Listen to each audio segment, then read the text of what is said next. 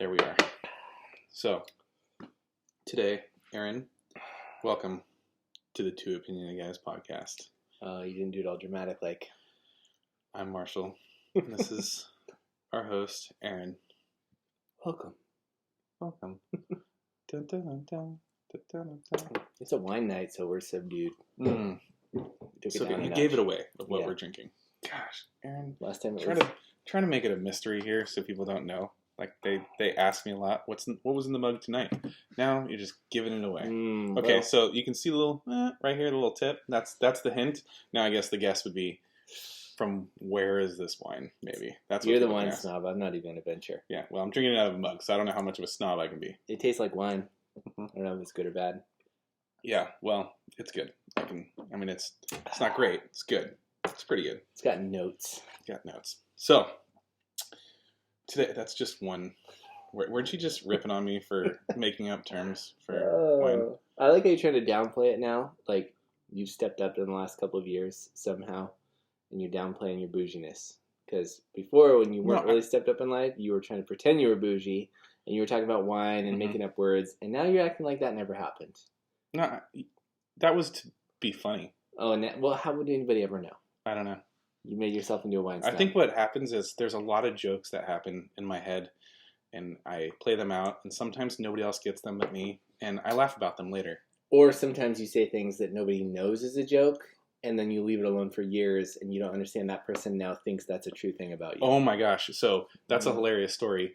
The interview that we did with Javon, Lindsay introduced us, and she's like, oh, you should totally have Javon on. And if you remember the episode, we did it all, and then it didn't record, and he's in Japan, and so we have to totally redo it. And I was like, oh my, that was a devastating night. And I told you the next day, and you're like, huh, okay. And I was like dreading telling him, and so I told him, and then we redid it, and it went really well. I thought it was a great podcast, and he was a great guest, and he thought we were respectful. And anyway, Lindsay asked how it went, and I said, oh, it went terrible. and I just left it there. And she was so mad. And I talked to Brandon, and I thought, well, they're husband and wife, they talked. No, they didn't. And I was just talking to her this weekend. She's like, I was so mad about that. She goes, he didn't say he was joking or anything about it. Did she not ask you to clarify? Nope. Like, what went... Oh, really? That's her fault. This is why I put it back that's on her. her. Yeah, Yeah. thank you. Okay, Yeah. so I'm not totally to blame. No. Yeah, she just went on thinking it was bad. And then later, I think I clarified, like, I don't know, must have been like 3 weeks later. I was like, no, it went bad. I was kind of joking. I mean, it did because we didn't record it, and we had to re-record it. That's the bad part. But no, she goes, I have to apologize to him for you, and I'm so embarrassed. I'm not even, and because of it, she goes, I haven't listened to a single one of your podcasts because of that. You lost us a fan. Well, Good job. Ironically, her daughter's listens, so. Well, that's good. Yeah, that was an interesting one because that was us learning a lot, but I also realized, hey, maybe a second podcast is a good thing. It's like taking It was a good warm up, because we Mhm. didn't know what we could have asked, and it was Zoom. Zoom's always... I hate Zoom. I hate Zoom. I know. I'm glad that's over. Hope Mhm. that's over for good. Well, so Shane texted me. He's like, "Hey, do you want to do a follow up? The book's out now, and it's doing well, and the COVID operation one, right? That's what it's called." And I said, "Well, I mean, are you going to be out here? Because I'd really like to do it in person." And he said, "I'm not flying right now because I refuse to wear a mask." I was like, "Okay." So if we ever follow up on that one, then we gotta zoom that one in. Sure. As long as it's not for Corona, I don't care. Distance is one thing. If people don't want to be... Like if your neighbor down the street didn't want to be on because... And he's like 2 houses away. Then he's I get out. it. Yeah, Not doing it. totally get it. Okay, well, we haven't even gotten to the subject yet. What are we talking about today? Do we have a subject? Yeah, we have a subject. Yeah, Do we ever have a real subject?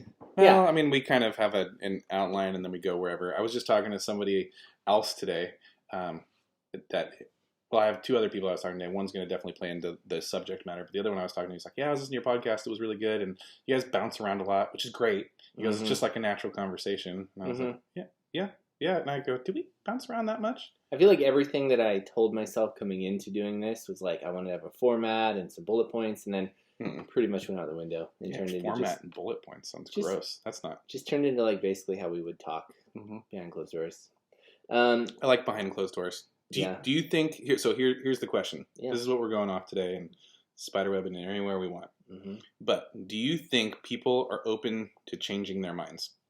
Well, I guess a question to start with is, When was the last time you think you changed your mind? You asked a very similar question to this about whether I ever thought like I could change my mind on Donald Trump, right? I was like, yeah, but anytime I've ever changed my mind, well, I would hope that that happens often and when I'm wrong. But today I was meeting with somebody at breakfast, and he's a Democrat and I'm a Republican, and he was very much outspoken about like he can't believe that anybody would vote for Donald Trump. Like he goes, I just can't understand why anybody would do that. And I said, well, you know, I'm an avid Trump supporter, right? And he's like, yeah, I do. And I said, well, one of the things that I think is great, and I would love to talk about it, I go, but the hard part is nobody wants to have a conversation. Nobody wants to have a civil conversation about it. And he goes, well, I'm willing to. And I said, well, great. So am I. This sounds awesome. Can we do like a separate breakfast with this? I cannot believe you didn't immediately pitch the podcast to this guy. What the heck, dude? You have pitched you practically pitch homeless people off the street if they are willing to talk to you. Like, come on the podcast. And then you finally get a Democrat who's willing to have a conversation. And you're like, let's have another breakfast. Well, maybe the next time then I'll pitch it on there. You probably already had the conversation, though. No, so I didn't have the conversation. I'll know if it's not a real organic conversation. Okay, I see. It's a rehash. So I just said, okay, fine, we'll leave it alone because we got to get to business matters. But I said, but real quick, before I leave that alone, what's your opinion on abortion? Mm-hmm. And I really wanted to like dive into that. And I don't want to put words in his mouth, but when you talk about changing your mind, he did ask me something today, and we had a little bit of, back and forth, and he really got me thinking about it. And I was like, I got to go do my research on that. I don't know. Mm-hmm. And we can talk about that later in another episode about abortion. Because I don't want to get into it right now. So you aren't going to drop the thing that got you thinking? No, I'm going to let that just simmer. You're going to Lindsay us. Well, I don't. I didn't necessarily change my mind, but I'm open to it being changed by him, getting me to think. And I think one of the things that was awesome about that is he comes from a different mindset. He comes from a different political party. Yet we can have that discussion. I go, look what I can learn and walk away from. Either I'm going to go do my research and find something out, and I'm completely wrong in my viewpoint. Well, I don't know about completely wrong, semi-wrong in my viewpoint. Or I'm going to find something out and it's right, and then I might be able to change his mind on the viewpoint. But that happens from people having, just a civil conversation. But do you ever find yourself going into a conversation with momentum in your own direction? That is you 100%. And you're describing yourself. I see that with you all the time, but I catch myself doing it too. And I go, how many people... I do consider myself a person who challenges my own viewpoints from time to time. I try to really critically think through them and go, does this run all the way to the end of the spectrum, right? Can I run this out under all circumstances? Does it hold up? Because if I can find a loophole in there that doesn't make sense or renders my entire argument like illogical, I'm like, well, that's embarrassing. Imagine if someone else caught me doing that. Right? Right. But what I find is ideology has to hold out. Yeah. Right. Yeah. And because there's a lot of things people say that you can tell it's like a talking point, and under the least amount of scrutiny, it falls apart. Mm-hmm. And you go, they haven't figured that out, and it's embarrassing because you're like, dang, dude, like you really didn't think that through, and you're just really married to that idea. Mm-hmm. I think that's my biggest fear is going into conversations and having someone just gently be like, but what about this little fact? And you're like, oh, that's embarrassing. So do you feel like you're that person that, your mind can be changed easily, or does it take a little bit of work? I feel like it could be changed easily, but it isn't changed often, which is a weird thing to say. So I would go with no then. Well, I don't know, because I feel like I'm open to new ideas, but I think the problem that I realize is you get into an echo chamber. And I think despite your best efforts, I know that I make an effort not to be in an echo chamber all the time. A lot of people who politically lean differently than me don't want to talk a lot, right? Mm-hmm. They get really hostile, or they just shut down, or they don't want to talk. So that makes it hard. But then you surround yourself with people who tend to have like views, and that puts you in an echo chamber. Are you surrounded by people with like views, though? I think so. I mean... Yeah, I don't think so. No, I wouldn't say surrounded by, but the people who I am able to have long conversations with most, which there's only a handful of those people. So here's what I think. I think when you're a decent debater, you're articulate in the way that you form your conversation / your argument, sometimes it's your mind gets changed less often because you're able to state your case a little bit better. Mm-hmm. And so I think somebody like you're able to go, you're able to weed through some of what somebody else is saying to you and poke holes in it really quickly. So they might be right, but because you poked holes in their idea, your mind's not getting changed. Yeah. And so that's why your mind doesn't get changed often. Well, I think that's an interesting point too, because I think I watched an Amazon documentary on Jordan Peterson, who, as you know, is a guy that I listen to a lot and I follow. You were listening to it today in the car when I got in. Yeah, I found a lecture from 2014. I was like, I got to hear this whole. I loved it because what I say right immediately, it sounds irrelevant. Yeah, just based off immediately you were on your phone. Typical Marshall. And one thing he said, because he is obviously a really smart guy, he taught psychology at Harvard for 10 years. Clinical psychology. Yeah, and he's a really educated guy. Reads a lot. He's wrote 12 Rules for Life. I mean, the guy's a really well thought out guy. And he talks about his wife, and he said, you want to be married to someone who will contend with you. You don't want someone who's just going to appease you or give you what you want. He's like, you're wanting your partner somebody to contend with. And I thought, oh man, that's weird. Who would contend with you? Right? Because you're a super smart guy. Oh yeah, that would be a fun to try. Like like if you ever want to play one-on-one basketball and you go, well, I'd love to play with the greats. I get whooped, but that'd be fun to try to debate. Yeah. Jordan Peterson, knowing that you'd probably get schooled, but it would just be fun. And embarrassed, even if you agreed with him somehow. and so he talked about arguments with his wife, and his wife is in the movie a little bit. I've never seen her before, but she's really soft-spoken. Movie? Documentary. Sorry. Okay. And she's really soft-spoken, and I remember doubling down and going, yeah, there's no way this lady would be able to beat him in an argument. So how do they have such a happy marriage? And he said, you have to be able to recognize that just because you have an ability to articulate yourself really quickly and strongly does not mean you're right. And you need to slow down and go, okay, maybe that's not their skill set, but their points are still valid, and you need to find a way to hear them out. And I'm not a super articulate person, but I do find that more often than not, I go, if I can twist their words around into a knot, then I'm like, I win. Yep. Right? But then you walk away and you're like, I just won. I didn't learn anything. We've said that about you before, or I've said that about you before. Like I've learned to win some arguments with you because sometimes you just have to I have to get out of the way whatever you're trying to get at first. Yeah. And there was one the other day where I'm like, no, I already agree with you. And I'm like, oh, okay. You were like all ready to go. You were like, you're postured up, and I just put that to bed and I'm like, oh, okay, yeah, we can talk about that now. And immediately it takes me down a notch, right? When you're just like, yeah, man, I agree with that. And I'm like, oh, okay. And it just like dissolves all my arguments away that I go, I was prepared to do battle. And then sometimes I think we've had where you just like are really trying to be convincing of something. And then I go, hey man, is this something you even really want? Like, I don't know. I mean, because I think there was some, you wanted to hire somebody back, and I was just so against it. And so were some other people. And I said, no. And then you kept fighting for it for like a week. And then finally we're like, fine, if you feel this strongly. And you're like, I don't know if I want him. Yeah. And then that day I think I was like, nah, never mind. That's would be a terrible idea. Yeah. Yeah. And everyone laughed at me for that. But I think this gets to the point of changing your mind, because I think that for me, I go, am I missing a lot of opportunities to change my mind because I'm too busy trying to win arguments? And I could be susceptible to that. And I do think, going back to your point, I do think I'm in a little bit of an echo chamber. And I think if you listen to the results of the election in your peer group, which I work with people who are Democrats and left-leaning, and there's some just straight-up Trump haters up there too. And hearing their points and not trying to get too political at work, unlike you. I don't try to get too political. I just want to know what your political beliefs are. You're right. As your boss, I want to know where you stand. Yeah. And listening to their points of view, I find myself going, okay. But not on the major stuff. Just, on which party, abortion, taxes. Just the little things. But I find that what they want is sort of what I want, and I'm actually surprised about that. Which they go, hey man, we want to see the recount. We want to make sure democracy is intact, and I think it makes me realize there's probably some conversations there to be had. I am curious, but you can tell too when you talk to somebody and immediately they get really, really emotional. That's kind of a disturbing thing, because you go, oh, you're not a human right now. You're just a bundle of ideas. Well, I think that's where people that are better at having conversations can get people emotional. And when you get emotional, you don't think rationally. And so if you can get somebody that like just by spinning their words, or spinning their words sounds negative, but using their words against them, whatever they said, and it didn't, like, there were some holes in their thought process. So you just kind of poke those holes and it gets them irritated, and then they can't think about it. There's, Steven Crowder does a Change My Mind. That's funny. I was just going to say that. And do you watch that? Well, I was going to say, somebody who I work with today was like, yeah, and I think he's a Democrat, but he's like, I listen to Steven Crowder because he's like, it's really hard to like argue with.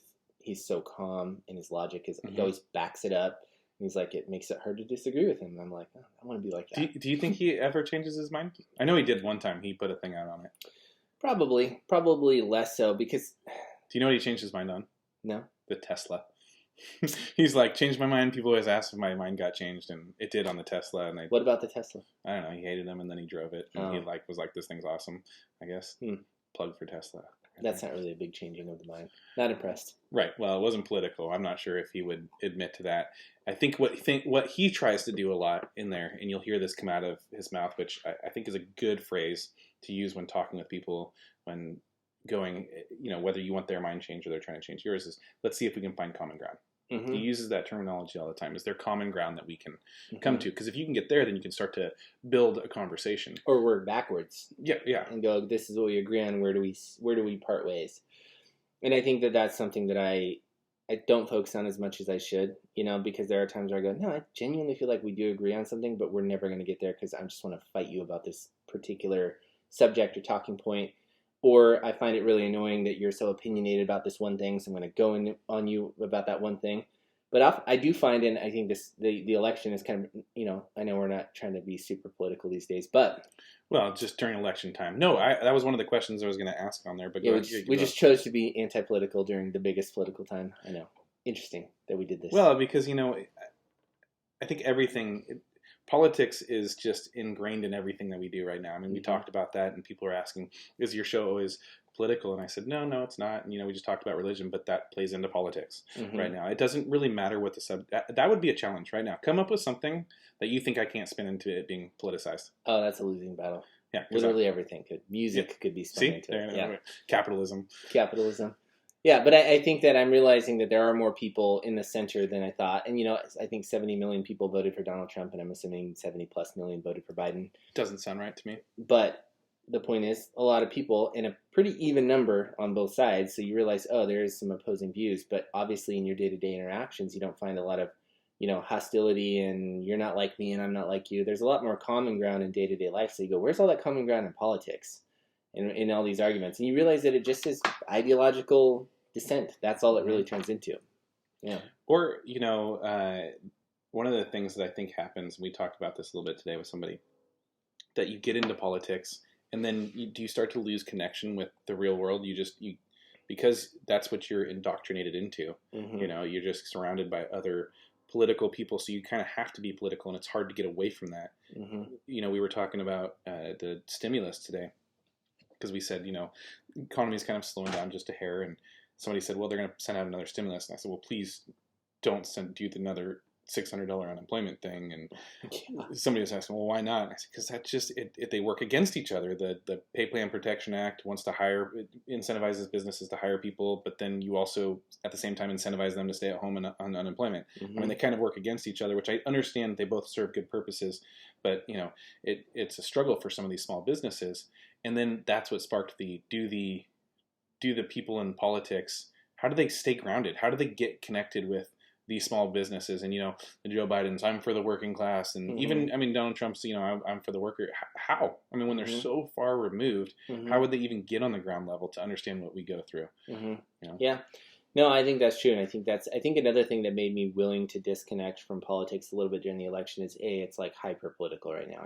There's nothing anybody's talking about that's it's hyper political, an election? Yeah. Duh. COVID and politics is. Do you think? Oh, and 2020 sucks. That's the three things: COVID, politics. And that's one thing you can't change my mind on. Will you change anybody's mind? The 2020 sucks. Yeah. It'd be a hard case, dude. Unless you lived through the Depression, and then maybe. All those people are. Sucks less than the Depression, I'm sure. Yeah, but I think everybody would agree 2020 sucks. Absolutely. Except unless you won the NBA championship, then maybe you're like, yay, we won during. And how good do you feel about that? Do you feel like that's a asterisk on the win for that year? Oh, totally. And scrolling through Instagram and seeing LeBron James is like LA this, and I'm like, but who cares? There's like 12 people in the seats. You know how many people ask me? They're like, oh, who won? Who won the NBA championship? I'm totally disconnected from sports. Who won the World Series? LA. Okay, you knew that. Yeah, I knew because LeBron mentioned it in his tweet that LA was like the sports town this year. Yeah. So does that mean an LA team's going to win NFL? No, because that Super Bowl is in 2021, so it doesn't matter. Well, I think in disconnecting from politics a little bit, it's kind of made me realize like how much I went down that rabbit hole a little bit because it's been a really like hostile political 4 years. Polarizing. And as much as we, were pro Donald Trump and we were fighting for him the whole time in some regards, I think sometimes it's good to take a breath and go, okay, let me reevaluate this whole thing. Like, let me really reevaluate. What do you put your stock in? What do you put your faith in? Right. Where am I putting my energy? And I realized, I think this election made me go, okay, if he loses, like, that sucks. And I have to contend with that. And I go, okay, great. So how do I get behind politics and how am I still as engaged in politics when a candidate who I don't support is in office for the next 4 years? There's a little bit of defeat that goes with that, a little bit of disconnect. And That's I go, great question. holy crap, I have wrapped a lot of myself up into politics in the last 4 years. And maybe that's not the best idea. That's interesting that you bring that up because I think Donald Trump brought the common man as much as he's not common, right? He's a celebrity that's got, millions of dollars, one of the richest people in the world. But, he brought it to, like, you don't have to be a politician to be the president of the United States, to get into politics. And I think you saw quite a few people on the local level running for politics who were never in it before. And I think that inspired quite a few people to not only get involved, but also get into it and follow it. I'm not sure I would follow it as much either, but he got me really into that. My son's crazy into it. And a lot of people I know, at least they're talking about it. So whether you were for him or against him, it got people talking about it way more. Yeah. And so that is a great question. Where do you think we go from, not just we, like where does a lot of people go? Like those as much as people don't, half this country doesn't like the right wing. Some of these right wing news media outlets have done better than they've ever done these last 4 years. And you go, okay, are they gonna like deteriorate? What's gonna happen with those? Well, and going back to when was the last time you had your mind change? I mean, that was a little bit of a moment for me where I go, holy crap. I've spent a lot of time and energy and invested a lot of mental energy into crafting my political acumen to defend the right or Trump, or it was always like preparing for an argument against the next leftist who would talk to me, or if I, I don't know, I was just trying to sharpen my mind in that sort of arena. And now I go, well, Biden gets in, I kind of don't really care anymore. Like I don't want to argue about it.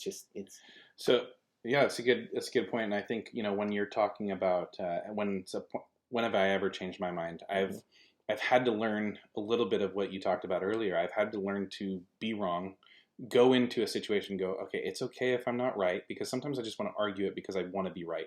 And some of my most influential people that surround me have told me, Marshall, do you always have to be right? And that's, there's some comments that get made in your life that really stick with you and that you don't really want made about you. And that's one. You don't want to go, no, I'm not the person that always has to be right. I don't want that. Yeah. Somebody else said it's your way or the highway. No, that is not the person I want to be. Yeah.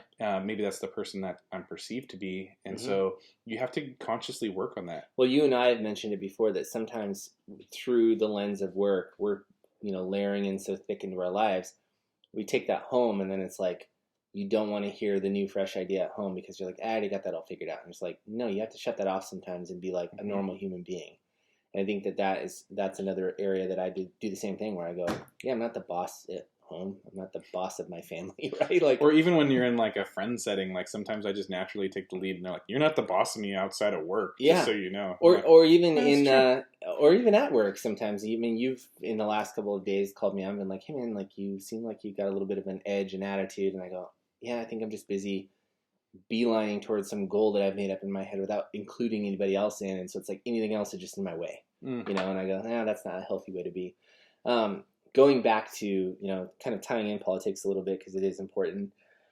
I think this year, talking about things you've changed your mind on, one thing about right-wing politics is, and I love it because the left is throwing it in our face right now because it's like, what is it, the party of taking responsibility is now not, we're not basically implying we don't own it, that we lost, like just accept it and move on, right? Okay, with the exception, this has to be stated, that the left and all the right or all the left people that disagree with me, that's fine, but this is factual. Since the second that Donald Trump got elected, they claimed election interference for a good part of 3 years. And now when we're like, hey, let's just make sure it's right, they're like, there can't be election interference. Yeah. Oh, and yeah. You're like, we're just trying to make sure it's right. And there's no rioting going on. But in fairness, I mean, the right was always like, well, Donald Trump got in, stop being a bunch of crybabies, and now that our guy is in question, we're like, well, hold on, let's think about this. which I think you have to base it on some facts, and the facts are the votes aren't counted. So I think that's the right way to go, whether it's a right or a left wing president in question. Nobody wants a corrupt. Like, that's the thing. Yeah. If Biden won or democracy Trump won, is the most important thing. We want to make sure we don't have a corrupt election. And when you drop that ballot off and it just in a mail slot and it's a piece of paper and you're like, we're so far advanced in technology in this world, and you're like, this is what it comes down to? Yeah. How is this not fraudulent? Well, a lot of people go, oh, I don't, trust like online stuff. Online's corruptible. And it's like Joe Rogan said, he's like, but dude, you're literally drawing on a piece of paper with a marker. Like, how could that be any less corruptible than like an online thing? But going back to it, they say take responsibility, and they're throwing that in our face. And I think a right-wing virtue is like, pull yourself up by your bootstraps. Like, the hierarchy will sort itself out. Like, competence is the most important thing. And I've always kind of abided by that, where I thought, yeah, life is just a series of competence hierarchies. Like, whether it's in sports or in work or in your home or whatever, it's like, that's how life sorts itself out. And so I was kind of like worshiping at the altar of competency hierarchies and going, that is the best way to sort the world. And something I've kind of discovered in the last, because I've really worked hard to challenge that, because I go, that seems pretty vicious, like a vicious world to just base it on like merit and viciousness. And this idea that, yes, that's true, and you will win, and you will generally do something that you're really good at, because it's good to be the winner, right? So like your job you're good at, so you've risen to the top. And that's good. But it's good for people who rise to the top of these hierarchies, or, like I said, worship at the altar of hierarchies, to understand there's a whole bunch of people at the base who aren't winning, right? And some of which can never win at anything, ever. IQs are low, or they just don't apply themselves or whatever. And you have to pay attention to them too. And that is a very democratic left-wing idea, which is go to the bottom of civilization's hierarchies, help those people out. And I was never against helping people out, but I've always just been a big believer in let the hierarchy sort itself out. And if you suck in one hierarchy, you move on to a new thing and figure out what you're good at. Survival of the fittest. Yeah, exactly. Yeah. And I think, sounds mean. But what the point of it is that if you leave too many people out in the fringe to fend for themselves and they don't have the ability to, that will overthrow the hierarchy, because I think people will be unhappy that they can't win at anything.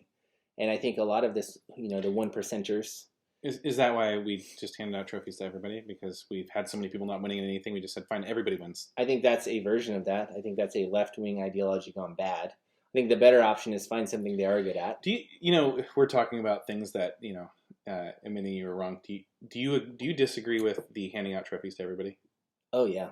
Like, adamantly, 100%. For sure. There's no way you think, like, in any circumstance when there is a sports activity, that everybody should get a trophy. It should be for the winners. Mm-hmm. Is that what I'm hearing you say? Mm-hmm. Okay. Now, we're gonna look back at this episode, but let's just fast forward. Are we gonna say it didn't age well or something? No, I'm just curious, because that it's easy to say and make that statement, and I'm a believer in it as well. But when you have your kid that is in sports, and maybe he's not very good, and there's a way to be called out. Maybe I'm a little bit more harsh than others. I'm like, well, you sucked, and that's why you didn't win. So, and then my wife's like, you don't have to put it like that, and you could phrase it a little bit better, and hey, you don't always win, But if you're never winning, and you're just like, that trophy just really means something to you, but the reality is you're just not that good, so you never will get it. Mm-hmm. But that one moment in time when you're like, you know what, we're gonna go to this easy competition that everybody gets a trophy, and for that one time he feels good. I mean, see, I'm not opposed. You're gonna be there in I don't know, 5 to 7 years from now when your son is, unless COVID gets worse and sports are canceled. We just canceled sports altogether. Then we're not America. Then we're moving, or something's changing. We're redrawing boundaries. We may not be America soon, so who knows? That dude, oh my gosh, I could go in so many directions with that if sports were not a thing in the United States. That is, I don't know. What is so good about sports? What do you mean? Like what? Like just like why do you think America? General question. Why do you think? Well, you obviously love sports, and I look like at it sports. as a phase in my life where I was really into it. Like I remember I used to bet on sports, and I was super into all these seasons. You had a problem. Yeah, I probably did, and then I just feel like things overtook my life, and I grew out of it, and I don't pay attention anymore. Mm-hmm. Curious from your perspective, what is so important about them? Because obviously they've stuck in your life. Well, I think I like sports because they're entertaining. I Not like because the 49ers win much, that's for sure. they went to the Super Bowl, so that was called winning a In lot. '89 under Joe Montana. No, they just went this last Super Bowl season. Oh, did they? I wasn't even paying attention. What is wrong with you? Oh, did they win? No, they didn't win. But okay, but I you don't have to. remember that. Wow, that's sad. Okay, I understand they didn't win, and it gets rubbed in my face a lot. I get it. Okay, I'm a hardcore 49ers fan. I think there was a season they only won 2 games. I watched every single one of those games. Brutal. Okay, I don't really like to miss, or I didn't like to miss a game. Yes, they lost the Super Bowl, but they had to win a lot of games to get there. So yes, they lost the major game, but they won a lot. Anyway, I love to play sports. I think it's a fun way to exercise rather than just going out there and going, I'm going to exercise for like an hour and CrossFit. Yeah, and that's recreational. That's not fun for me. But if somebody's like, hey, you could get like a workout by playing basketball and have fun, then I'd go, yeah, I'll do that. On a side note, when I started to do CrossFit, and I realized it's a huge stigma and people think like douchebags do CrossFit. Yeah, and you proved that point. One time when somebody goes, you know what CrossFit is? It is the sport of working out, and I go, oh, that's really embarrassing because it's not like a real sport. It's like it's the sport of working out. It's like when poker's on ESPN and they're like, that's not a sport. And you're like, oh, it's on ESPN. Yeah. So I bowed my head in shame a little bit more that day. Yeah. Well, so I like to play sports. I think I like to. Everybody likes to cheer for something. I think you like to latch on to something, and for me, it's a little bit of where I grew up, and it's a little nostalgia for me. I grew up in California, and so it's something I hold on to. I don't hold on to a lot from California, thank God. And the 49ers were one of them I used to watch them when I was a kid, and now I root for them. It's something I can pass along to my kids. And last year was one of the most fun years I've ever had. 49ers went to Super Bowl, I think it was like 6 years ago, or maybe 7 years ago, something around there. And I had everybody over who watched the game, and they lost that Super Bowl as well. I remember turning off the TV and was like, everybody get out. And I just laid on the couch and I didn't feel good. And I was like, this feeling sucks. And I was like, I can't even do anything. I have no control over the team. I don't manage it. I'm not a coach. I'm not a player. I was like, this feeling is stupid. I'm never going to feel this way. I can't let sports control me. So fast forward, I'm really into it. My kids are into it. They're watching every single game last season. We went to the Super Bowl. We lost the Super Bowl. I didn't feel the same way. I was like, okay, well, they lost. And, my son was like, wow, Dad, we had a fun season, though. That was fun. And I was like, you're right. It was a lot of fun. And so that changed in you that late in life? That's how long it took for me to get, like, not I'm just saying, like, a few years ago, you said it was, like, the most devastating thing, and fast forward 2 years, and you're not... It was like 5 years ago. Yeah, but I mean, it wasn't like that came on late in life that you had that. Well, they don't go to the Super Bowl all the time, sir. So it took them going to the Super Bowl, all this stuff built up, and then them losing, and me going, I just poured everything I had, which was not much, into watching this and like rooting for this team that I have no control over, and for why? Like, why does it even matter? You go on the next day, and like a month later, people are like, oh yeah, who won the Super Bowl and who cares, right? And so I just don't want it to control my life. Why is it controlling my feelings? Kind of like, anger can, or anything, you go, that just shouldn't control it. Well, I think that's a good point. I think that's kind of me through this election. This election was my Super Bowl. Yeah. And it didn't, so far anyway, it's a highly contested game, but it didn't go my way, right? And I went, wow, that sucks. And I go, but I can't let it ruin the next 4 years of my life. And also, like... It doesn't control you. And also I realized that I go, well, if Joe Biden wins, but...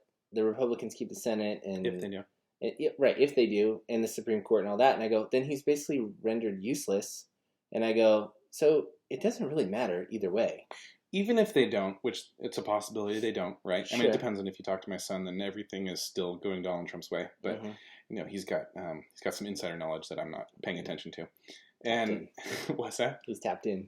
Or of something, but I do get my news from him a lot. But I think in anything in life, you have to, when you put your arguments or whatever it is that you're pointing to, and you go, hey, has my mind ever been changed?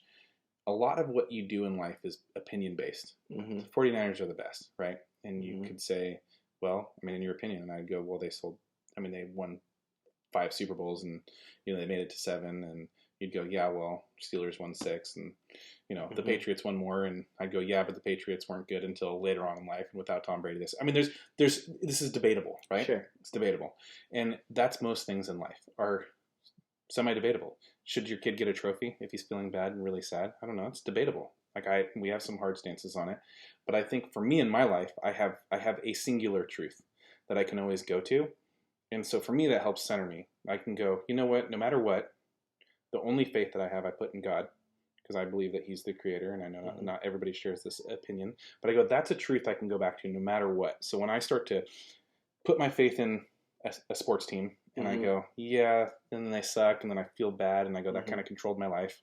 But that's because that's an inconsistency.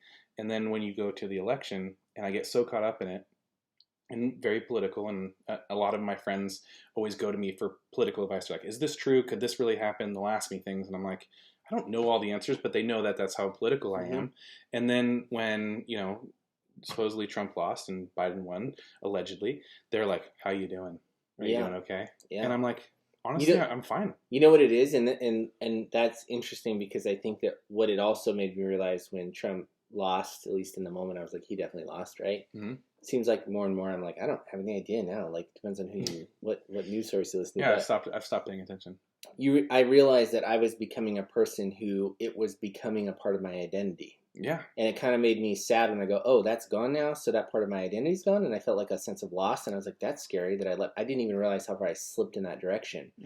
And because I always used to look at, the quote-unquote leftists as the people who were like, Donald Trump win, and there's this like meme of like somebody in like a weird beanie, like a liberal, like screaming at the sky, and I go, wow, that seems like your ideology owns you, and I'm glad I'm not that way.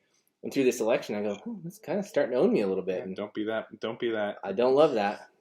Karen in the car screaming. Yeah, but I think to your point, you have your faith, and I think that that's a really rock solid thing to place your, to have as a foundational thing. It's a core belief that doesn't shake no matter what. Well, I mean, you have to remind yourself of that, and you're going, okay, and my wife will sometimes go, yeah, but what are the consequences of Trump losing or whatever, or other people going, oh yeah, but the president can do so much, and you go, yes, but that's not, again, for me, that's not what I put my faith in. And if I start, I start down this road of going, oh my gosh, I can't believe this happened, that is shaking my my center and going, okay, I'm putting my faith in something that is wrong, and I need to realign where my head's at. Well, I think that through this process and going, okay, maybe my ideology or my identity rather was getting a little wrapped up in politics, and I didn't even realize it. It's like I didn't realize how much I was leaning on having so many political things go my way in the last 4 years until that crutch was kicked out from under me, and I was like, oh dang, that was a lot of weight on that thing. And I think it's forced me to evaluate, wait, what am I building as a foundation? And we did our podcast a couple weeks ago about religion and talking through that. Not sure where I'm at with that, but I definitely got to find something to get the old Donald Trump crutch prop back up. Catholicism. That's right. I got to talk to Dennis. He seems like he's got all the answers. Oh, wow. That's giving a lot of credit to Dennis. He seems like he's the guy with all the answers. He has a lot of answers. I need that crutch. No, I'm not even going to say that. I'm going to say he has some answers. And you just... And he has quick answers. You said all the answers. That counts for something. He's got quick... That's confidence. That's what that's called. That's just, that sells, baby. Yeah. I can sell you on whatever. Just if I answer it quick enough with enough confidence and certainty that you're like, yeah, that must be true. I mean, you know how many things you've probably done that, and I've definitely done where you just say it with enough certainty and like, oh, yeah. Yeah, there's a lot of times that happens. It's amazing how convincing you can be if you're just confident. Yeah, that's true. That's a lot of... And maybe that's another reason why we're decent debaters and why we can, convince people that we're right just because we're so confident in it. Well, you can find a way to glaze over a point where you're like, hope they don't see the crack and that I don't know this. You just say it confidently and they just take your word for it. Did you answer the question? What was the last thing question that you changed your mind on? Oh, you mean way from the beginning? You did not actually answer that. What was a specific example that I changed my mind on? Yeah. Well, I don't think I answered it. Because you said, I talked to someone who had an opposing point of view and they gave me something to think about. Well, there's a lot of stuff in my life that I have changed my mind on. I'm not sure a specific example would be relevant to anybody understanding what that circumstance was. But overarchingly, I have changed my mind. Probably the point would be, am I willing to change my mind? Maybe. Do you feel like do you feel like you struggle constantly to stay open? It's something I have to be conscious of. I don't know if I struggle with it, but it's something, you and I talked about our skills and strengths and our weaknesses. And we talked about, some of the things that we do really well. And I've shared some of my weaknesses and I go, I've had to make a conscious effort, whether it's making a list of those things that I've got to check on a daily, because that's not something I normally do. That would be something you'd add to the list to go, okay, make sure you're open-minded today. you know, Mhm. and you're not just writing somebody off as, because it comes down to the simplest point sometimes. It's not just like, oh, we're having a discussion and it's a healthy debate and then I'll figure out if I'm right or wrong. Like, that's pretty easy to go, well, you know, I was open-minded and I changed my mind, Mhm. you know, because you put out some good points. It can be as simple as, you know, just when somebody mentions something, you're like, oh, that's dumb, Mhm. you know, and you don't even give it a second thought and then you move on. Mhm. And those would be I think that would be bigger than the sit down and let me try to convince you Mhm. why I think abortion is wrong and you try to convince me why you think it's right. Yeah. Right? Because that's a pretty big debate with some points and counterpoints, but just in your daily life, are you even on the simplest level going, you know what? I didn't handle that right, and I just shut everybody down that I came in contact with. Oh, you're Mhm. dumb. Oh, no, that's not right. Oh, no, this is the way you want to do it. And not once did you go, you know, I'm going to learn something today. Yeah. Yeah, I think that introspection is an important quality in people, and I've said this from a long time ago that as long as I can remember, introspection is a really important quality. Like sitting down at the end of the day or at night or whenever you do your, I don't know, Zen meditation Every night. and asking yourself Zen truthfully, meditation. are you, open to new ideas, and are you taking in new information? And I can answer it, by the way, because you just actually made me do it the other day. okay, what is it? Let's hear it. You said, you go, do you know that you don't come across right? I don't think you're coming across right to a lot of people here, and you're coming across very harsh. And I don't remember everything you said, but basically, I was being a terrible person. It's basically how you put it. And a morale killer. A morale killer. Okay, Mhm. There you go. Thanks for clarifying. And I mean, you told me some things that, and I'm going to say a normal human being like myself, they're not easy to hear and go, okay, well, and at that point you have to go, I can go, no, you're wrong, and here's why I'm right, and you would be wanting to have that discussion with me maybe at that point in time, and maybe not wanting to push it too much because, you know, you can maybe hurt somebody's feelings. Sure. Or you could say, yeah, no, I think maybe you're right, and I think that was a point where I kind of changed my mind, where I'm going, yeah, because before I was like, I don't really care what they think, and I can do whatever I want. But just forced a pause for you to go, let me think about it. Well, no, and I was like, yeah, I think you're right. Yeah. Okay, that's fair. That's a good one.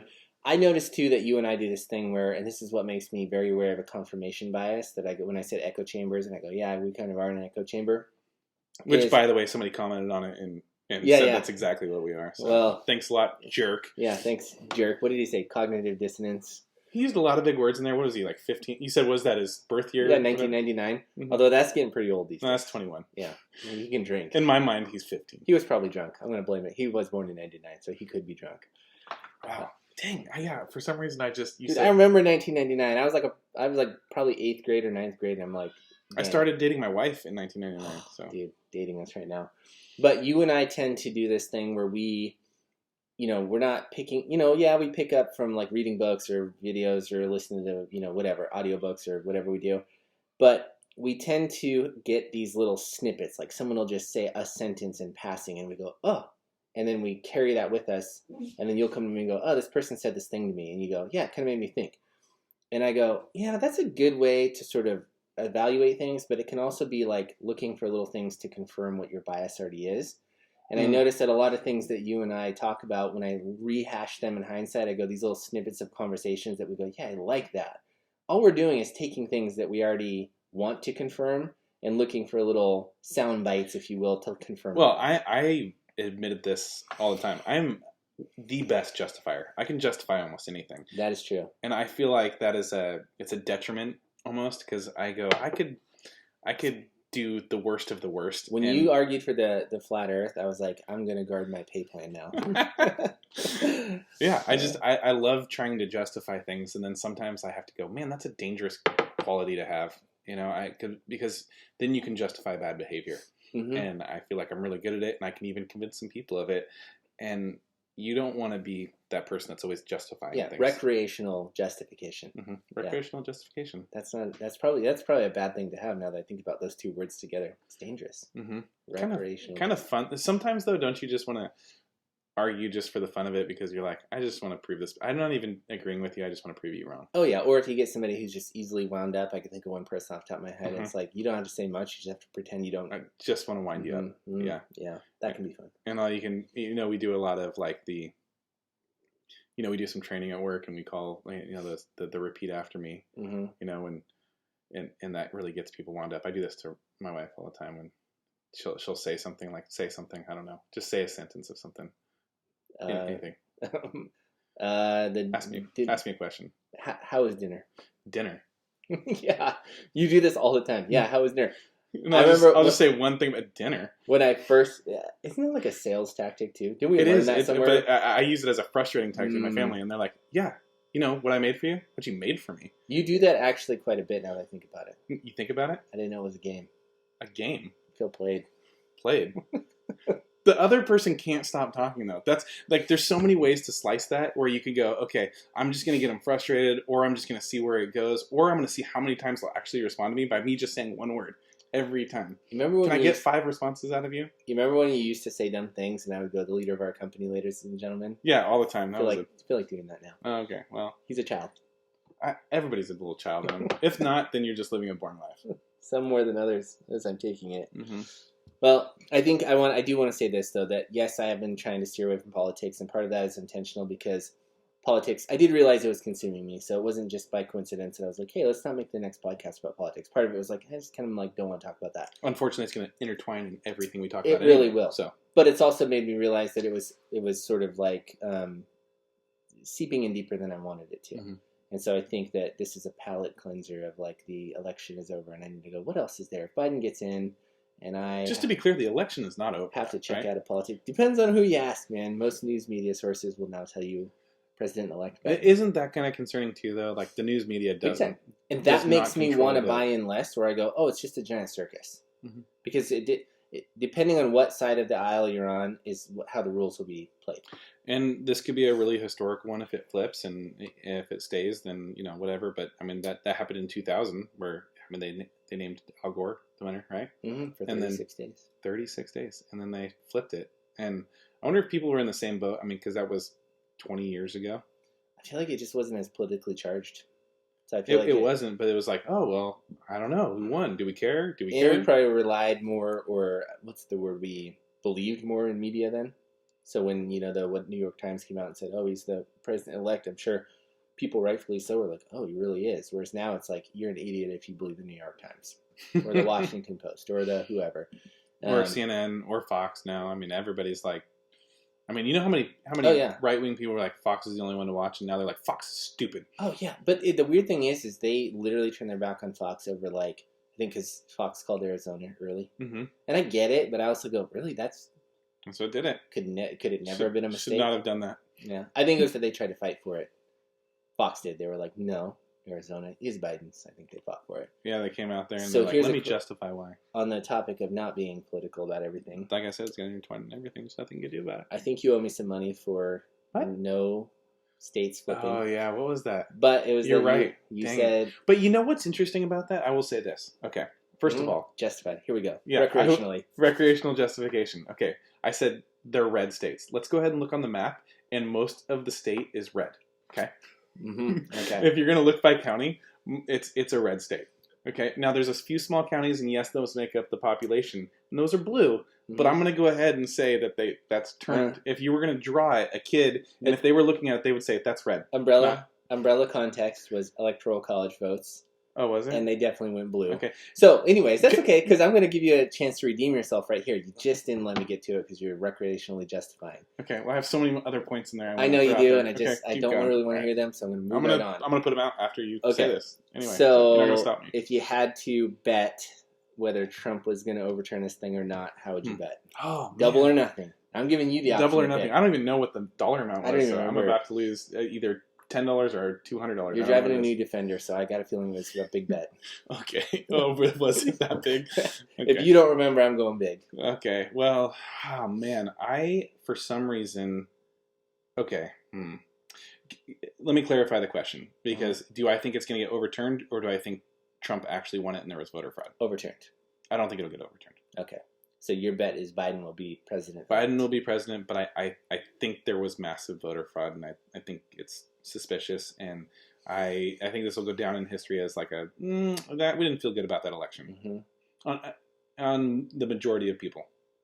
Do you feel like if he did win if Trump overturned it and won, and all of a sudden it was like, psych, Democrats, Trump's in, and then we got to watch the meltdown and the riots, and then the dust settled, and then the next 4 years was them just going, he definitely didn't win. Would that taint it a little bit where you're like, I think both sides. It's tainted either controversially way. he got in? Yeah. Yeah. Oh, for sure. Yeah, it's kind of ruined already. Yeah, people felt that way with Bush when he got in. I was like, he didn't deserve that, you know. But then that was his first term, and then he served 2, so that was a little like, I think it's pretty rare that the sitting president gets ousted, so this is kind of historic in that way too. Yeah, I think like 4. I mean, it would have been kind of cool if Trump had. This would have what would have been neat if he finished the wall, because it kind of sucks that he's leaving without finishing that. Just from something that he built his whole campaign on, right? But if he finished that wall and just said, you know what, guys, I did 4 years, I accomplished a grip ton. You may or may not have liked me. My rhetoric was a little crazy. I don't really care. But I accomplished a lot in 4 years, and I'm out. You go with whoever you want. And he just pieced out. Well, I think something interesting, that would have been cool. That would have been like a mic drop, which is like, you know, he went out on his own terms. Something cool about that. I do think that he paved the way for 2024 a little bit, in the sense that when you look at the exit polling, the amount of, like, all the minority votes went up for him. I don't think Biden can win a second term. No, I don't think so either. And I think that one thing prior to Trump was that the GOP was not going to win a presidency. There was a good chance GOP was like so unpopular they were never going to win for our It did seem like that. You're right. And now I feel like, man, there's a good chance. Yeah, it's re-energized for sure. You put some energy. Yeah, I agree. So there's a lot of good that came from it. Ben Shapiro, Dan Crenshaw. Who else? Who could be president-elect? Ivanka Trump. I would vote for her. First woman president would be Ivanka Trump. Why would you not get on board with her? She's a smart. Aren't you supposed to be sexist as a Republican? Oh. What? No, that's not a thing. Gotcha. Yeah, you know, but let me go back to the states here, and I understand you think I lost that bet, but before I'm not trying to justify. I just wanted to point out something because if you look at, and I understand still not all the votes are counted in Oregon. My wife's still like, they haven't even counted mine. I don't understand how they're calling anything. And I go, well, I mean, I don't know. They use some sort of maths, right? So if you look at California, I think it was like 70 to 30%. 70% Biden, 30% Donald Trump. If you look at Washington, it was pretty similar. Somewhere in those, you know, like maybe 67, 32 or something like that. And I understand they don't add up to 100 because there were other people in there. Okay, don't criticize me for math not adding up to 100. In Oregon, it's something like 40 to 52. That's pretty substantial. I mean, we're the closest. Oh, yeah. 40 to 52, and there's 8% that was accounted for whatever. Which technically, I mean, like, in political math, that's a huge discrepancy. But well, when you go down to the votes and you go, it was 980 to 1.3 million. You go, I don't know, that's 300,000 people. Yeah. That's not that many. And I guess I would want to see Oregon's track record over time. I know they used to be Republican at some point. I think I told you that conspiracy theory that somebody had. Yeah, you did actually. That Oregon used to be, and I haven't looked this up, so this is purely speculative. Again, somebody else's conspiracy theory that tinfoil hat time. Yeah, that if you want me to get behind and defend, I will before doing my research, just to create havoc. But they used to be Republican, and then once they turned to mail-in ballot, they were forever Democrat after that. And if there's any ring of truth to that, that's kind of scary. Yeah, isn't it? Well, is it? Is it? I think this has got to be the most mailed-in ballot. I don't know how you want to say it. I don't know. It sounds like a very sexist term, mail-in. Mail-in ballot. Can it be non-gender ballot? could be. Nope. Don't assume my pronouns. But I mean, as far as a presidential campaign goes, I think this is the most I think it was the most mail-in because of coronavirus that there's ever been. Yeah, coronavirus is the reason. Yeah, coronavirus. Tinfoil hats off. Yeah. Well, okay. So now that I don't know where we were at with changing minds, yada yada. Now that let's pretend Biden won this thing, and we're gonna go with the mainstream media, and then the thing comes out and he officially won. When does coronavirus go away? Oh, immediately. What does immediately mean? Because he doesn't even get in there till January 20th. What's immediately in your mind? But so immediately that before it's even called, it's going to go away. Because didn't they come out with a vaccine today that was going to cure 90% of coronavirus? Yeah, and somebody else I was talking to, they're like, I can't believe Trump's going to take credit for that. I was like, I mean, he's the guy in office right now, isn't he? Well, didn't he? Yeah, he not only is he in office, but didn't he literally divert federal funds to the company that created. Yeah, that was said. That was said that he did do that, and he put a lot of focus there, and then it happened. I hope that even if Trump, he's supposedly out, and if we look back a couple years from now, hopefully we can give credit to go, hey, he did do some great things. Can we just acknowledge he did some great things? Can people on both sides go, hey, he did really good things that he worked with the left on? Criminal justice reform, I don't care who you are, you need to admit that was a good thing. Mm-hmm. Well, I feel like the 8-year term would have sealed that in, where the history books wouldn't paint him as just a bigot and a racist. They would have been like, okay, yeah, he had his upside, we get it. But I feel like the 4-year term, unfortunately, made it to where it was like they're all excited he got kicked out, and the energy is behind, wow, awesome, he's out. Maybe now, though, we went from an era of a lot of 8-year terms, because it was, re-election year, the incumbent stays, and maybe we move to a few 4-year term people. Is that good though? Is it bad? I mean, it's a change. I don't know if I think it's good. You get Trump in there for 4 years, then Biden. Again, if he wins 8 years, that would be really surprising to me. I think but you get 4 years, and then we go 4 years Republican, 4 years. What if we just? Would you be open to this? Let's ask this question. Would you be open to 4 year? If we could just commit to this, and there's no more voting on the parties, but we just agree that what, we're going to vote for the Republican Party 4 years, and then the next 4 years we hand it over to the Democrats. They pick their best candidate, and the next 4 years you hand it over to the Republican, and we just alternate every 4 years. Would you be open to that? No. I know we weren't trying to go there at all, but I'm just. Well, I think that going back to the original scenario where it just naturally was more of a 4-year, like a few presidencies of just 4-year term naturally, not that we chose it that way. Who did that? No, I'm saying that's what you proposed. You're like, I'm saying it's going to naturally happen. I think so. Yeah. At least for the next. And I think that that's bad, because I think that so much of the well-being of the economy is based on psychology, and I think a lot of that psychology is based on who's in president, and I think presidency, Democrat or Republican, and I also think that when you have that many elections that are, they're contested, there's really bad things. I think that really. But maybe they're not contested. Maybe that's where the compromise comes. If you rotate every 4 years, doesn't it force you then to work more together? Isn't this just like a participation trophy?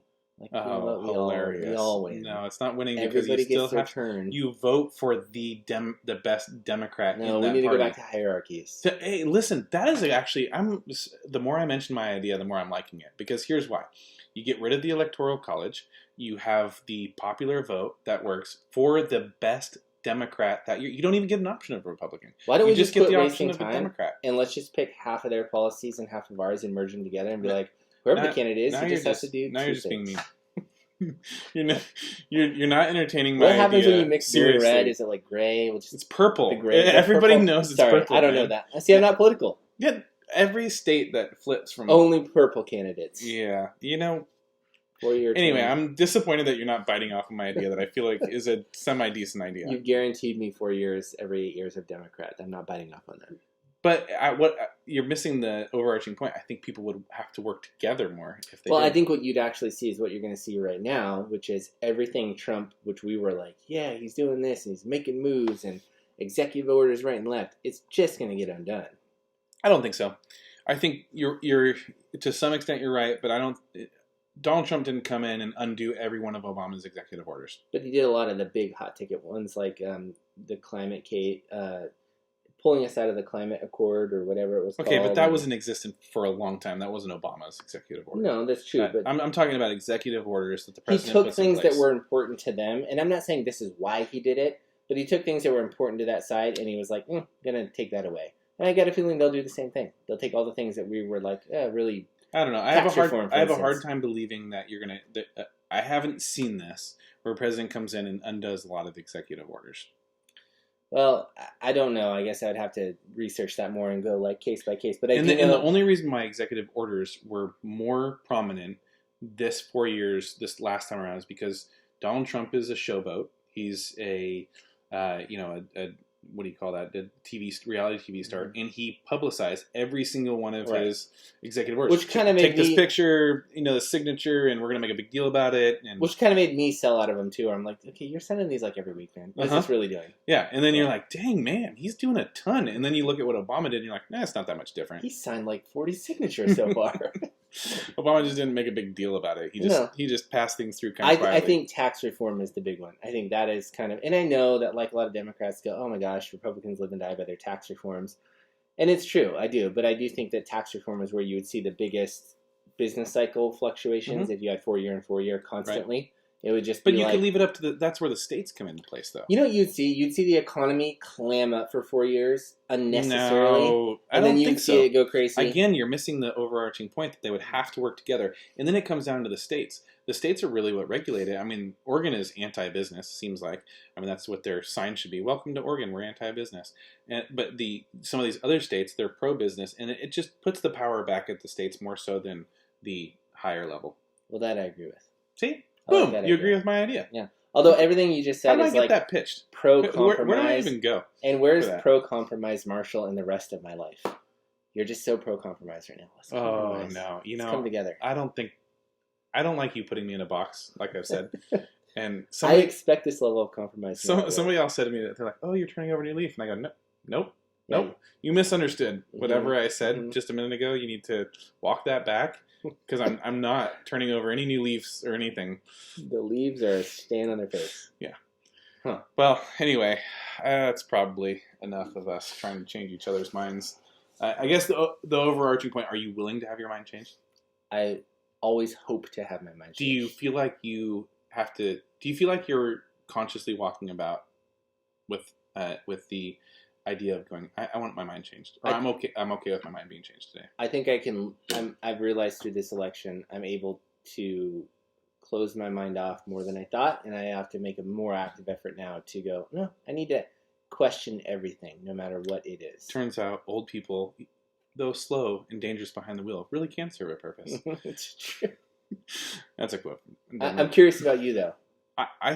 About what? About changing your mind. Do you feel like that's something you consciously, actively search for each day or week or month? I think I have to actively work on it. When you're put in a position of making decisions, you naturally feel like you have to be right. Mm-hmm. And so when I'm put in that position, and I am at work and I am at home in family life, and not just my immediate family, but some of my extended family, they just, they kind of look to me for answers sometimes. And so you feel like you have to have them. And when you feel like you have to have them, you have to have backing to it and conviction and feel like you're right. Mm-hmm. And so because of that, a lot of times it's harder for me to go, oh, I could be wrong. So a lot of it is in my head and going, okay, let me evaluate my audience, evaluate who I'm with, and make sure if there's other people that have great input, I need to be open to that input. That's probably the biggest thing. Because when you do make decisions, you don't want to be waffly. Is that a word? I sometimes make up words. Let's use waffly. You don't want to be waffly in your decision, right? Mm-hmm. And you don't want to be like, okay, this guy doesn't know how to make a decision. You have to be concrete and you have to be, convicted in it. And so that's what happens a lot of times with me. And then I don't get a challenger. And so they think I'm unwilling to change my mind. But when I do get a challenger, and you have to, again, recognize your audience, and if it's somebody like you or somebody else that I respect, I would go, okay, maybe I'm not thinking about this right. Mm-hmm. But if it's somebody that maybe I don't respect, that's where it gets hard. Or that's challenging you unnecessarily because they're entrenched. Yeah, and then you go, I don't really want to hear that. Mm-hmm. Do I need to hear that? I don't know. I guess that's the part I struggle with. And I think it's the easiest thing these days to cast somebody aside because you go, you're just entrenched. You couldn't change your mind anyway. And they don't want to waste their time on you. And it's like, I'm actually a lot more open than you think I am if you would just have that conversation. Yeah, again, that's a trigger word for me. Like when people, are saying, accuse me of something like it's your way or the highway, or I'm not changing your mind, or it's Marshall, knows all.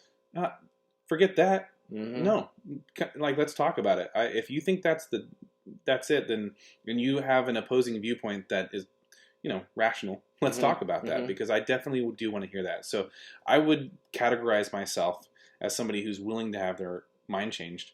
I have had my mind changed on things. I'm willing to change my position on things as long as it's logical and makes sense and, isn't just for the sake of changing it. I don't want to be a flip-flopper. I am a person with convictions and a person with conviction. I am not only a person with convictions, but I am a person that feel strongly about their convictions, and so you're not going to change my mind unnecessarily. Easily is probably not the right term, but unnecessarily. I also find that there's a lot of like norms these days, and it's a lot political. a lot Democrat. There's a lot of norms these days that are off limits for debate, and that bugs me a lot. Yeah, what? Like Donald Trump is a racist. Yeah, I see, and you know what I love? I love to lean into those things. Or conservatives are racist. That's one. When and my wife's the opposite of me. She'll whenever an awkward, I don't know if it's awkward, but just a situation arises where like politics are brought up, she's like, okay, I'm out. That's it. Button up. She'll probably give me a kick underneath the table. Where I'm like, I'm about to lean into that and go, oh. So you don't like talking about politics? What do you think about Donald Trump? Gay marriage? Go ahead. Give me. I'm just going to go to the most controversial thing I think I can. Yeah. Not because I'm necessarily opposed to everything that you're thinking. I just want to get inside your head, and I want to have healthy, productive conversation, and hopefully, hopefully, I'm willing to learn something as well. Yeah. Well, I think keeping things on limits is a good thing. And I think if you ever get the sense that somebody's like, well, that's not even open for debate. Well, that's ridiculous. Everything's open for debate. Everything. Give me one thing that's not open for debate. There is nothing. Yeah, everything is open for debate. Yeah, I guess that's true because they're going to challenge your Christian views. Yeah, I know. You would be open to that, I'm sure. It's up for debate. I mean, in my mind, it's not. It's one singular truth, but it is open for debate in other people's minds. So let's debate it, right? Everything is open for debate. My son says that all the time. I think as you consume more information, which naturally comes with age, you also have heard more sides of the argument than a person who's younger than you. And so as you get older, you've heard more, and there's less things that surprise you. So that can confirm your less things that surprise you and more experiences you've been through. Yeah. And as frustrating as that is in life, and I've gone through a few things where I think I'm the shiznit in certain things. And, I remember somebody saying to me, they're like, just give it time. And you'll understand. And that pissed me off. And I was like, dude, that's so stupid. How arrogant. And I do know what I'm talking about. And you're old and outdated. And that just really pissed me off. And then I just thought about this like a couple days ago. And I'm like, okay, that was 5 years ago. Holy crap. I'm kind of like getting his viewpoint. I'm like, I've given it time. I've paused a little bit. I'm not so gung-ho. And yeah, maybe I do see things from his perspective a little bit. And then that kind of pissed me off too. Well, we can lump things in like when people go, well, you can't talk about that because you're not a woman, or you're not a person of color, or you're not a gay person, right? You should be able to talk about everything. And so you and I go, well, that's ridiculous because we're all people. But there is something about age. Age, like when they go, you're too young. And even though I don't agree with that methodology of just going, you're too young, I also go, yeah, there is something that age will change. Well, I think there's respect that needs to be given. We should be able to talk about everything. I should be able to talk about, whether they have more experience in age, it's great. I should be able to talk about race and sexuality and all that. Now, they're going to have different experiences than me and probably have some firsthand knowledge on some things that I can't speak to because I can't change my sex despite what some people think. I can't change my sex, nor can I change my race. But I should still be able to speak to some things. Yeah, well, and also, I mean, in fairness, like sex and race, gender and all that has nothing to do with your level of competence. You're just a person. Age could equate to more competence. You've been around the block. Yeah. More experiences. And you know what? It's kind of exciting. The more respect you give to age, the more exciting it is for you. Instead of looking at age, which I used to ever since I was 23, you look at age as like, this is terrible, and I don't want to age. And I remember very distinctly on my 23rd birthday, just going, I'm getting older. And everybody goes, 23, that's a weird number. But I just didn't want to get older. And as you get older, you're like, no, I'm getting wiser. Like, I've been around the block. I have some things to throw under my belt. Now, guess what I got to throw in there? A pandemic. I got to throw in a fraud election. I got to throw down, the most crazy president we've ever had. Yeah. There's a lot of things I got to throw under my belt and my notch. And yeah, maybe my son gets to as well, but the memories aren't quite the same because I was a different place in my life where I was able to make a decision. He didn't get a vote, so I made the decision. He didn't. And so there's a lot of experiences that I have now that I'm like, yeah, this is exciting. I've been through a lot. And now I can speak to it. Well, and knock on wood that 2020 is hopefully one of the worst years of our life. I hope that there's not too many. It's indisputable. We said the things that we're not changing our mind on, that's one of them. Excuse you. But that being said... Is that a hiccup? What was that? I don't know. Just came out of nowhere. It's with age. Comes with age. Comes with age. Indigestion. Well, when you're 45, yeah, you get that. But I think... Is that what you are now? 46. Knock on wood that 2020 is the worst year in my lifetime. At least you have that to compare to. We can beat that in 2021. Yeah, you can look back and no matter what's happening, when my son, who's at this point 5 months old, when he's 10 and he's like, this is the worst thing ever, I'll be like, not compared to 2020. Let me tell you about that. Your son was born in 2020. You know what the nice part about that is? It's so easy to calculate age. When he's 2030, how old is he? 10 years old. Right. It's so Yeah. freaking easy. That's true. One of my kids was born in 2010, and I go, oh, it's great. 2020, he's 10 years old. Mhm. Some of my other kids are born in, I don't know what year, but an off year, like 5 and 7. And like when you're calculating those ages, it's always harder. That is then now the only good thing I can think of about him being born in See, you're welcome for See, 'cause the ultimate justifier. I was sitting in the hospital and the world was burning around me, and I was like, I made a terrible mistake. I remember that. I think that's on our podcast. Oh, Like, yeah. This was the worst decision. I was pissed at everyone and everything. All right. Well, so the ultimate conclusion is I'm willing to have my mind changed. I have had my mind changed. I'm okay with it. I don't like it. Yeah. But Same. I'm willing to. And same. Same here. And everybody else needs to be open to changing their mind. Even if Donald Trump somehow wins this election, we all need to be okay with that. If Biden and holds true, then we need to be okay with that too, right? Yep. All right. Well, email us if you have any thoughts. Marshall@2opinionaguys.com or Aaron@2opinionaguys.com. See, I got it out super quick, so I didn't have to mess it Wow, up. wine, not beer. Boom. Wine. Wine just makes me feel better. Beer just makes me feel sick. More articulate for sure. Oh, was it? Good job. Thank you. Yeah. Well, that's a win. Toast to that. Cheers. Cheers.